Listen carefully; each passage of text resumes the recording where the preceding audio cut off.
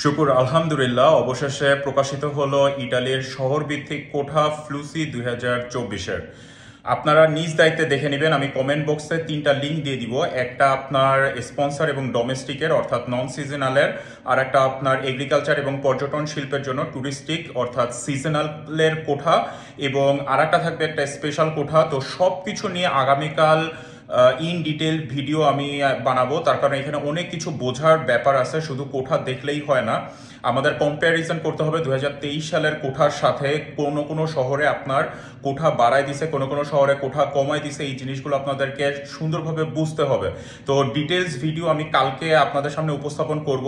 এখন শুধু আপনারা নিজ দায়িত্বে দেখে নেন কোন শহরে কোন কোঠা দিছে।